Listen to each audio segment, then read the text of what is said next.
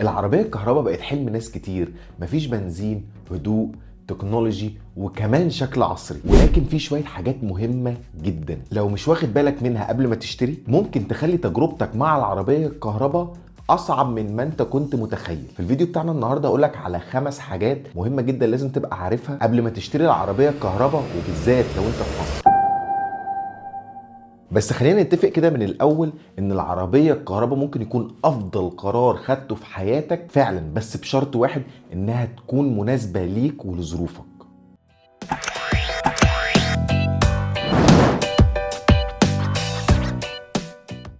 اول حاجه لازم تبقى فاهمها، تجربه العربيه الكهرباء بتختلف تماما على حسب انت بتشحنها فين. لو عندك مكان ثابت في البيت بتركن فيه عربيتك وتقدر تركب فيه شاحن، صدقني ساعتها هتحس ان انت اكتشفت مستوى جديد من الراحه. تخيل كده كل يوم بالليل تركن العربيه، توصلها بالشاحن، وتصحى الصبح تلاقي العربيه فول تانك والبطاريه مليانه على الاخر، من غير بنزين ومن غير ما تفكر انت هتعدي على محطه البنزين قبل ما تروح الشغل، ولا حتى هيشغلك سعر البنزين وصل كام. ودي واحده من احلى مميزات العربيه الكهرباء. لكن في نفس الوقت لو ما عندكش مكان ثابت في البيت للشحن هتعتمد وقتها على محطات الشحن العامه، وفي مصر بالذات محطات الشحن لسه بتكبر، واحيانا كمان هتروح محطات الشحن وهتلاقي الناس بتشحن، او ممكن تكون المحطه بعيده عنك. وعلشان كده كتير مننا كملاك عربيات كهرباء بنقول ان الشحن في البيت مش رفاهيه، دي اكتر حاجه بتخلي تجربه العربيه الكهرباء مريحه. لكن ده برضو مش معناه ان انت ما تشتريش عربيه كهرباء لو ما عندكش الاوبشن ده، بس لازم تبقى عارف كويس انك هتفوت على نفسك واحده من افضل مميزات العربيه الكهرباء. بس برضو لو عندك شاحن في البيت دي حاجه تانية ناس كتير قوي بتتفاجئ بيها بعد ما تشتري العربيه الكهرباء.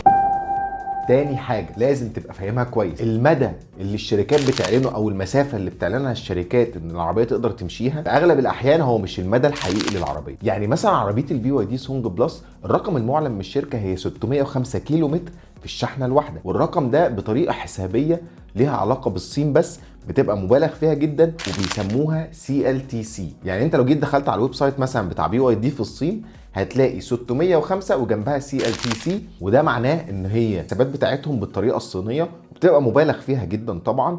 غير لو دخلت على نفس العربيه في اوروبا او حتى في مصر عندنا هنا بعد ما الوكيل فتح هتلاقي المسافه المعلنه للعربيه جنبها WLTP، وده طريقه تانية لقياس المسافه للعربيات الكهرباء، وهتلاقي الارقام مختلفه. يعني باختصار هتلاقي نفس العربيه بنفس حجم البطاريه بنفس كل حاجه هي هتلاقي الرقم المعلن في الصين اكبر من الرقم المعلن في اوروبا مثلا او في الخليج، وده بيرجع لاختلاف حسبه المسافات ما بين الصين والبلاد التانية. حتى WLTP اللي هو الرقم الاصغر من الصيني هو حتى مش واقعي. تعال بقى نرجع لعربيتي اللي في الواقع ممكن تمشيك من 450 ل 500 كيلو في المدينة، وممكن في السفر يوصل المدى بتاعها ل 350 كيلو على السرعات العالية. وده ليه يحصل اصلا؟ لان في عوامل كتير جدا بتأثر على البطارية والمدى بتاعها. التكييف شغال ولا لا، الزحمة والوقوف الكتير، السواقة السريعة على الطرق المفتوحة، او حتى درجة حرارة الجو اذا كان شتاء او صيف. بس خلينا واضحين ان ده مش عيب في العربيات الكهرباء بس، ده حتى عربيات البنزين الرقم اللي الشركات بتعلنه في استهلاك البنزين نادرا ما بيتحقق في الواقع. الفرق بس ان انت في العربيه الكهرباء انك بتبقى شايف دايما نسبه البطاريه قدامك في العربيه طول الوقت، فبتحس بالموضوع اكتر. علشان كده النصيحه هنا بسيطه، ما تعتمدش على الرقم اللي الشركه بتعلنه للمسافه بتاعه العربيه، ودايما اسال حد معاه العربيه. بس حتى لو المدى بتاع العربيه مكفيه، دي حاجه نفسيه كده بتحصل مع ناس كتير اول لما بيركبوا العربيه الكهرباء.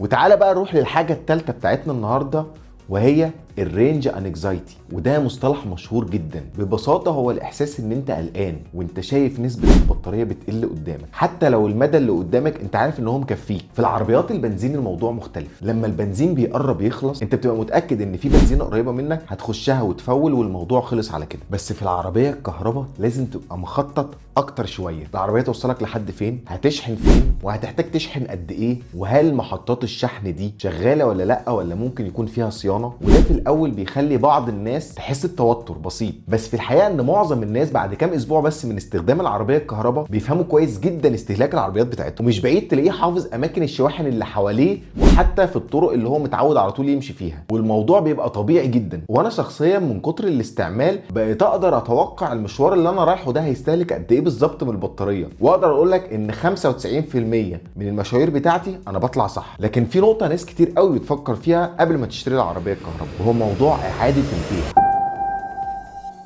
وهي دي النقطة الرابعة بتاعتنا النهاردة، وهو سوق العربيات الكهرباء المستعمل. نقدر نقول عليه ان هو لسه في البدايات بتاعته. يعني ايه طيب الكلام ده؟ يعني السوق لسه بيتكون، لان عدد كبير جدا من الناس لسه اصلا بتتعرف على العربيات الكهرباء، عايزين يعرفوا اكتر عن البطاريات، وهل العمر الافتراضي بتاعها قد ايه، وهتقعد معايا قد ايه، ولما اجي اغيرها هغيرها بكام. لان انت اول حاجة بتعرفها عن العربية الكهرباء ان البطارية بتاعتها ضخمة جدا، واغلى حاجه في العربيه الكهرباء هي البطاريه. لكن في نفس الوقت كل ما العربيات الكهرباء هتنتشر اكتر والثقه للعربيات الكهرباء عند الناس هتزيد، سوق المستعمل هيبقى اوضح وهيزدهر اكتر، وده طبيعي وبيحصل مع اي تكنولوجي جديده. علشان كده لو بتفكر ان انت تشتري عربيه كهرباء، خلي في حساباتك ان اعاده البيع مش هتبقى بصوره العربيه البنزين، عشان الاسباب الكتير اللي احنا قلناها قبل كده. وممكن اقول لك نصيحتي في النقطه دي، ان انت حاول لما تجيب عربيه كهرباء حاول تبقى عينك شافتها كتير في الشارع، لان انت لما تشوف عربيه بعينها في الشارع كتير ده دليل واضح على نجاحها وانها بدات تكسب ثقه الناس. في سؤال مهم جدا هنا،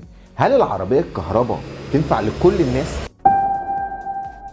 وده يودينا لخامس حاجه معانا النهارده والاخيره، العربيه الكهرباء مش بالضروري تكون مناسبه ليك، وزي اي تكنولوجي جديده هي بتناسب نوع معين من الاستخدام اكتر من غيره. خلينا نبص للموضوع ببساطه، لو استخدامك اليومي في المدينه ومشاويرك اليوميه تقريبا معروفه وثابته، وعندك مكان ثابت بتشحن فيه العربيه اذا كان عندك في البيت او حتى في الشغل، غالبا هتلاقي العربيه الكهرباء هي الحل الامثل واكتر حل مريح ليك. سواقه هاديه، صيانات تقريبا لا تذكر بالنسبه للعربيات البنزين، والتكنولوجي كمان متقدمه. بس لو طبيعه استخدامك مختلفه شويه، يعني مثلا بتسافر مسافات طويله كتير، او ظروف ان انت تركن عربيتك مش مستقره ومفيش مكان ثابت ليها ومش عارف تعمل مكان شاحن مستقر، ممكن في الوقت ده يكون العربيه البنزين او حتى الهايبريد حل افضل ليك. وده مش عيب خالص في العربيات الكهرباء، ده بس مساله ان كل نوع عربيه مناسب لاسلوب حياه مختلف. وفي النهايه احب اقول لك ان العربيات الكهرباء هي المستقبل الحقيقي لصناعه العربيات، وده شيء واضح في العالم كله. المهم ان انت تختار التكنولوجي او العربيه الصح اللي مناسبه ليك، لان ده في الاخر هينعكس على راحتك انت. وبس خلاص، كان معاكم محمد الصاوي، واحنا هنا في اينوكس بنتكلم على اي حاجه ليها علاقه بالتكنولوجي، واشوفكم في فيديوهات جديده ان شاء الله.